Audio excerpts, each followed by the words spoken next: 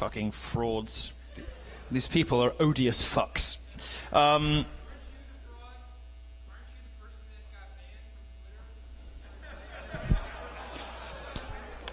All right, Pumpkin, let's go. Up you get.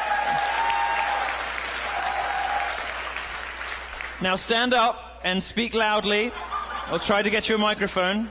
Where are you, Angel? Stand up. There you go, sweetheart. Yeah. Now, if you... I'm going to repeat what you say, so go ahead. So, you claim to be this great defender of black people. Especially in the bedroom. Thank you. You claim to be this defender of black people, right? Yes. You claim to abhor racism in all its forms. Your whole talk, right, this whole discussion is about how liberals are the real racists, right? Isn't this true? Do you have a question? However, yes. What I want to know is how do you...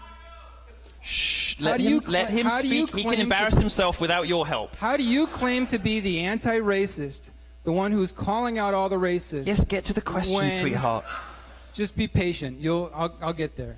Okay? When you're the one who incited your followers on Twitter to attack Leslie Jones, the star of Ghostbusters. Excuse me. Poor Leslie. With a storm of racist tweets. Okay, I think I understand. Her to a gorilla. I think I understand the broad thrust of your question. My turn.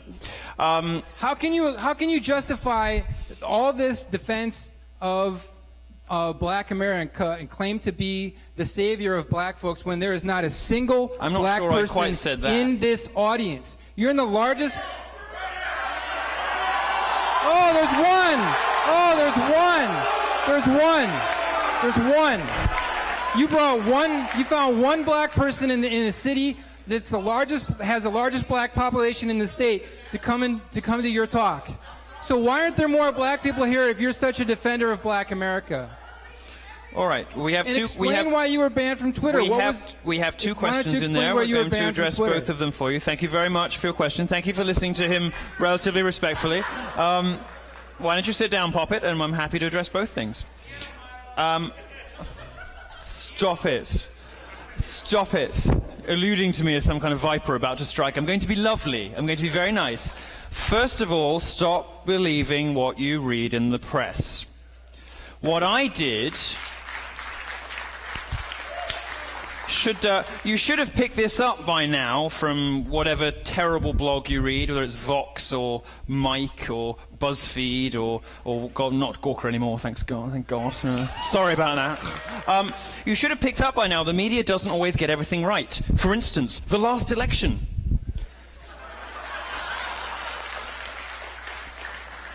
And indeed, in this case, they got lots of other things. Now, you see, I'm answering your question, but you need to listen. I wrote, as most of this audience will know, I wrote a very waspish review of the new Ghostbusters movie, which is total fucking garbage. And I said so. And if our friend down here had read the review, he might have known, for instance, that in the course of... You need to calm down, and you need to let me finish. If he had taken the time to read the review, which of course he has not, he would have known that in the course of that review, actually, I mounted a defense of Leslie Jones. What I said was, I found it quite disturbing that she was expected to play what amounts to a sort of minstrel show. You know, this kind of, like black girl attitude that I found to be a little bit out of date. I mean, we had that stuff in the 90s, and it was a little bit cringe then. 2016. I mean, she's a black woman in a Hollywood blockbuster. Does she really still need to play that same stereotypical black character? Couldn't she have been a bit more well-rounded? Or couldn't she have just been normal, you know, and just happen to have black skin? That's what that review said. You don't know that because you didn't fucking read it. But what I said, what I later went on to do, what I later went on to do, darling, you have to listen to the answers. You have to listen to the answers. What I later went on to do when I tweeted the review was make some jokes at her expense, because she isn't a particularly attractive woman. I'm entitled to say so. She's a celebrity. I said it was nice they put a hot black dude in the movie. I also... The joke, of course, being really at my own expense, talking about my sex life. I also said that she was playing the victim, which of course she was. There's a reason that Leslie Jones went out complaining about her, the mean words she was getting on the internet, because the movie was tanking.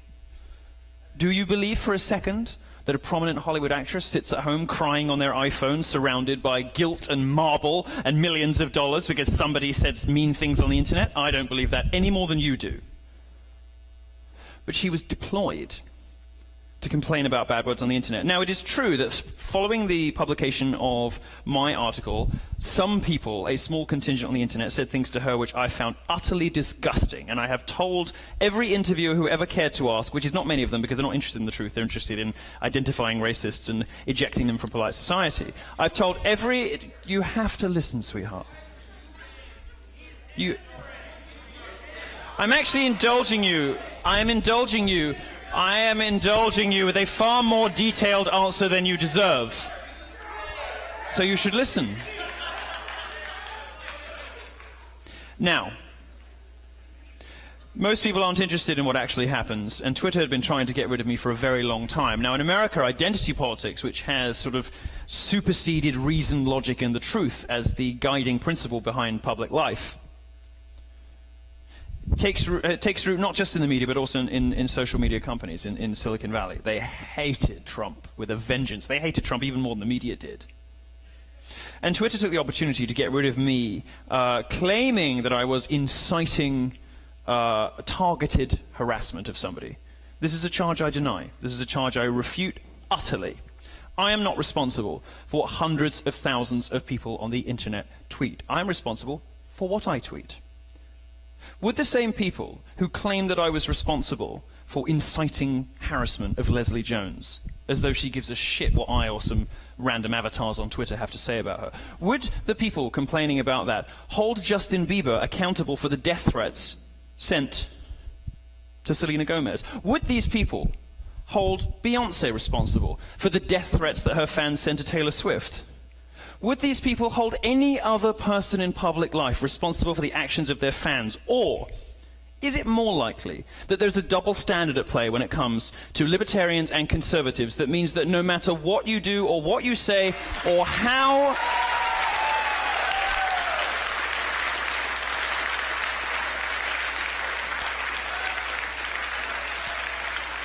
Could it be that there is in fact a double standard at play, and that they will, on the basis of no evidence whatsoever, and nobody could ever produce anything, ever, in the history of my journalistic career, and let me tell you they tried, could never produce a statement that could plausibly be described as racist. And most of the reports didn't even include the tweets that got me banned, the jokes at her expense, because they were so funny that the journalists realized it undermined their case. So...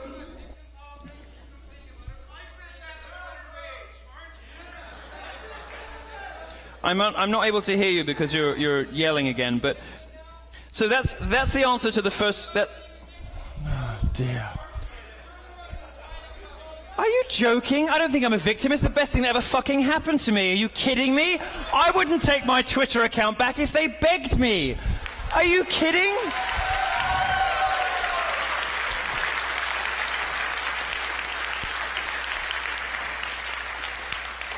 Never been so grateful to be censored. Not that I like it when they do it to other people, because I can take it.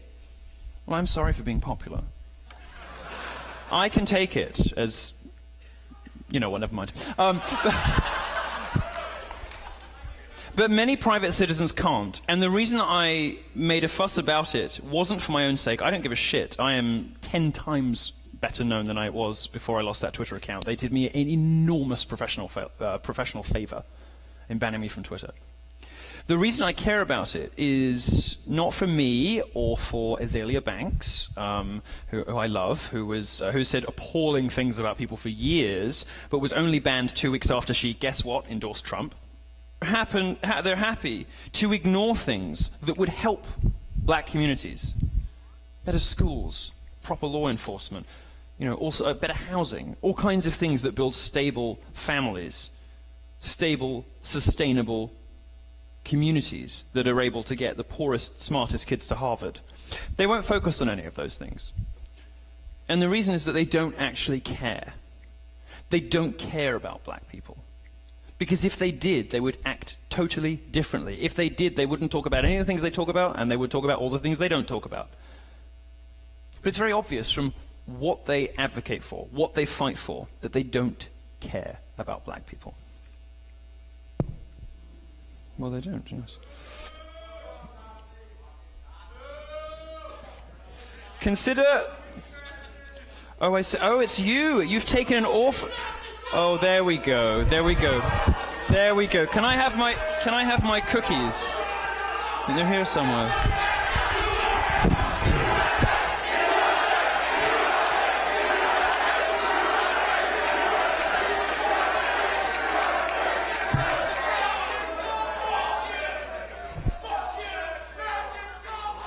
Is this really the best protest you could muster? All 6 of you.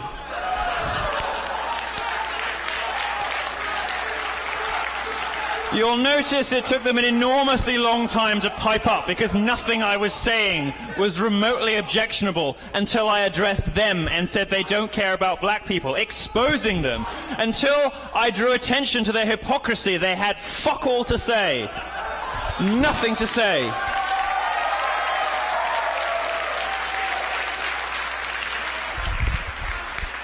They didn't dare stand up while the room... Oh, here we go.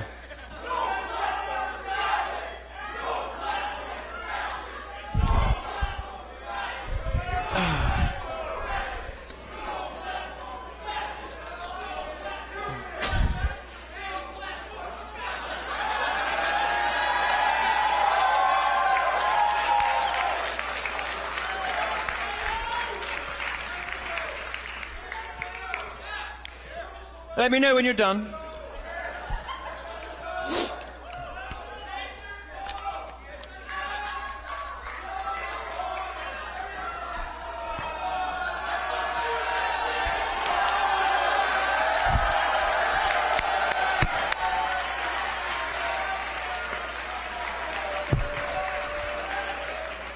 Oh, it's sad, isn't it? It's the best they can muster. Good head. You notice when they piped up, right? You notice when they start speaking, when I say, you see, they would say all different things. They would talk about different things if they actually cared about black people. And then it's, oh shit, we got to stop it. We got to stop it. We got to shut it down. Shut it down. They know.